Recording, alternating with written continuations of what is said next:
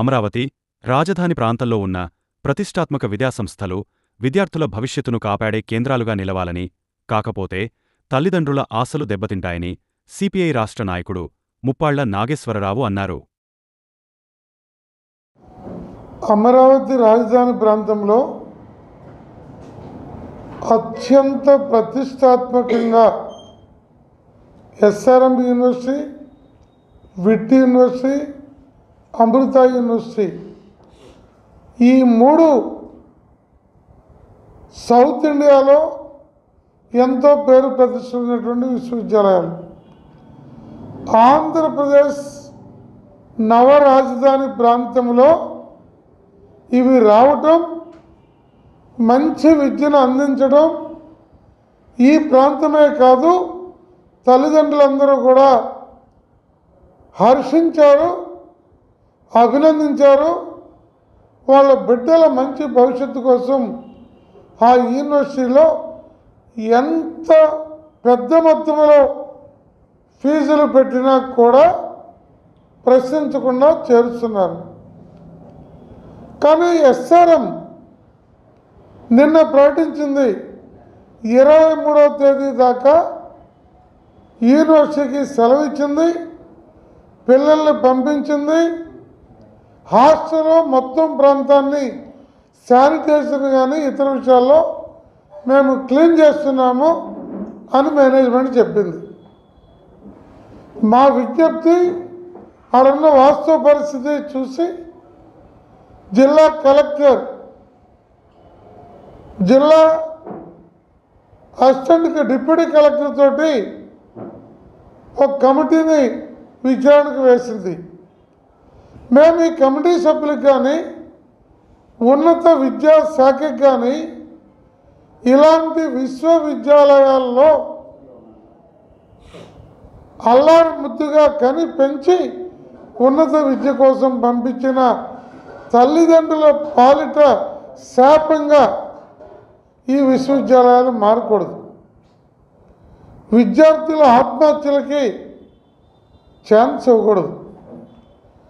విద్యార్థుల మానసిక వేదనకి, హెరాస్మెంట్కి విద్యా సమస్యలో ఉండకూడదు. విద్య ఇష్టంగా, ఆనందంగా, సంతోషంగా తమ భవిష్యత్తు కోసం అభ్యసించాల్సింది. దాంట్లో పిల్లలకి అటెండెన్స్ షార్ట్ అయితే ఆ షార్టేజీకి అమౌంట్ కట్టించుకుంటారు కొంతమంది. అటెండెన్స్ బాగా ఉండాలి, చదువు బాగా చెప్పాలి, విద్యార్థులు బాగా పద్ధతిని ఎలా చేయాలి. మీ దగ్గర తప్పు లేకపోతే ఏ విద్యార్థి సంఘం వచ్చినా మీరు వాస్తవాలు చెప్పి మీ నిజాయితీని నిరూపించుకోవాలి.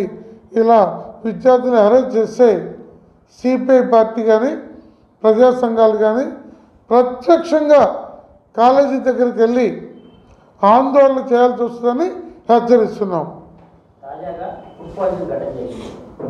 ఖచ్చితంగా గవర్నమెంట్, జిల్లా కలెక్టరు ఒక కమిటీని వేసింది కాబట్టి ఆ కమిటీ విచారణ సందర్భంగా మీడియాను కూడా లోపలికి వెళ్ళి చేయమన్నాం. ఈ ఫుడ్ పాయిజన్ సంబంధించిన దాని మీద అది వాటర్ ప్రాబ్లమా, లేకపోతే ఫుడ్ తయారీలో లోపం ఉందా, దాన్ని నిగ్గు తేల్చి తగిన శిక్షణ లేకపోతే ఇందాక నేను చెప్పినటువంటి ప్రత్యక్ష ఆందోళనకి సిపిఐ పార్టీ, ప్రజా సంఘాలు పూనుకుంటాయని స్పష్టంగా తెలియజేస్తుంది. నిజమది. విద్యార్థి సంఘ కార్యకలాపాలని ప్రభుత్వం అనుమతించాలి. అలా విద్యార్థి సంఘాలు, చంద్రబాబు నాయుడు గారికి ఒక అలవాటు ఉంటుంది. వారు ప్రతిపక్షంలో ఉంటే విద్యార్థి సంఘాల కార్యకలాపాలని ప్రోత్సహిస్తారు, వారు అధికారంలో ఉంటే విద్యార్థి సంఘాల కార్యకలాపాలని కట్టడి చేసే ఆలోచన చేస్తారు. ప్రజాస్వామ్యంలో అది తప్పు. అధికారంలో ఎవరు ఉన్నా విద్యార్థి సంఘాలు విద్యార్థుల సమస్యల మీద పరిష్కారానికి పనిచేసే ఒక ప్రజాస్వామ్య పద్ధతిలో ఉండే వ్యవస్థలు. అలాంటి వ్యవస్థలు బలహీనమైతే ఈ ప్రైవేటు యాజమాన్యాలు విచ్చలవిడితనానికి నిలువుదోపుడికి పాల్పడతాయి. ఇప్పటికే నారాయణ, శ్రీ చైతన్య లాంటి కొద్ది కార్పొరేట్ సంస్థలు,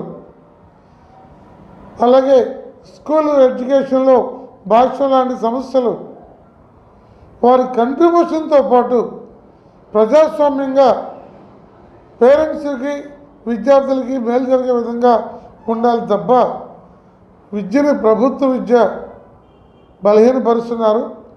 లోకేష్ గారు ప్రభుత్వ పాఠశాలల్ని ఉన్నతంగా తీర్చిదిద్దుతానన్నారు.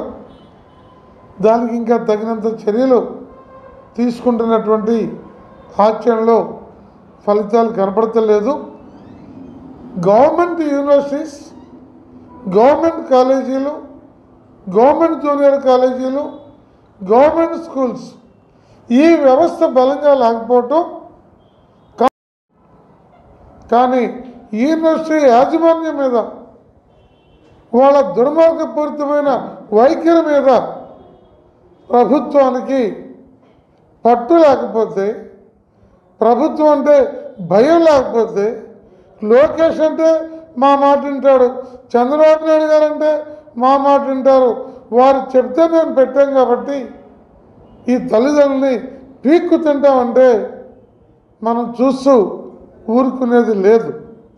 అలాగే విద్యార్థులు, గతంలో ఒక విద్యార్థి ఆత్మహత్య చేసుకున్నాడు. వీటిలో అయితే సాక్షాత్తు స్థానిక శాసనసభ్యులు శ్రావణ్ కుమార్ గారు లోపలికి వెళ్తానంటే ఒక ప్రజాప్రతినిధినే వాళ్ళు లోపలికి అలో చేయాల.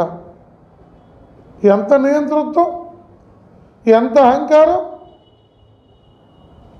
పేరుంటే ఏ పాపాలకైనా పాల్పడవచ్చా? డబ్బుంటే ఏ తప్పులకైనా పాల్పడవచ్చా? అందువల్ల ఈ ప్రతిష్టాత్మకమైన విశ్వవిద్యాలయాలు ఈ రాష్ట్ర ప్రభుత్వానికి ఉరేసేటువంటి పరిస్థితి రాకూడదు. రాష్ట్ర ప్రభుత్వానికి చెడ్డ పేరు వచ్చేటువంటి దానికి అవకాశం ఇవ్వకూడదు. ఎంతో ఉదారంగా భూములు ఇచ్చి మంచి చదువులు చెప్పమనంటే అందులో పిల్లలు వాళ్ళ తల్లిదండ్రులు ఎప్పుడు చదువు అయిపోయి బయటకు వస్తారా అనే టెన్షన్తో బతికే పరిస్థితి లేకుండా ఉండాలని, అక్కడ వాస్తవ పరిస్థితుల్ని న్యాయబద్ధంగా విచారించి అవకాశం ఇవ్వాలి. అలాగే మీడియాని గేట్ దాటి లోపలికి పోనీయలేదు అంటే ఏదో తప్పు ఈ విశ్వవిద్యాలయ యాజమాన్యాలు చేస్తున్నాయని ధృవీకరణ వాళ్ళు చేస్తున్నట్టు లెక్క. మీడియా ఏం చేస్తారు? ఫోర్త్ ఎస్టేట్ ప్రజాస్వామ్యంలో. అలాంటి ఫోర్త్ ఎస్టేట్ని యూనివర్సిటీలోకి ఇంత గందరగోళం జరిగి 23వ తేదీ దాకా సెలవులు ఇచ్చినటువంటి తీరుల నేపథ్యంలో మీడియాని అలో చేయలేదంటే ఇది చాలా నేరస్థమైన తప్పు విశ్వవిద్యాలయ యాజమాన్యం ఉంది. అందువల్ల ఈ డిప్యూటీ కలెక్టర్ నేతృత్వంలో ఉన్నటువంటి కమిటీ విచారణకు వెళ్ళినప్పుడు విద్యా వ్యవస్థని వాళ్ళ చేతిలో తీసుకోవడం మూలంగా ఇలాంటి దౌర్జన్యాలు, అకృత్యాలకి అవకాశం ఏర్పడుతుంది. ఈ సందర్భంగా ప్రభుత్వ విద్యా వ్యవస్థని బలోపేతం చేయమని రాష్ట్ర ప్రభుత్వాన్ని కోరుతున్నాము. అలాగే మెడికల్ కాలేజీల విషయం కూడా ఇవాళ 17 మెడికల్ కాలేజీలని ఉంటే వాటన్నింటినీ ప్రభుత్వ పరంగా చేస్తే ప్రభుత్వానికి మంచి పేరు వస్తుంది. కానీ ఈ పీపీఎల్ పేరుతోటి ప్రైవేట్ యాజమాన్యాలకు అప్పచెబితే ఖచ్చితంగా అందులో ఆర్థికపరమైన స్వార్థం ఉంటుంది. వాళ్ళేమి ప్రజాసేవ కోసం రారు. అలాంటి పరిస్థితి మంచిది కాదు. దాన్ని సందర్భంగా ఉపసంహరించుకోమని కూడా మేము ప్రభుత్వాన్ని కోరుతున్నాం.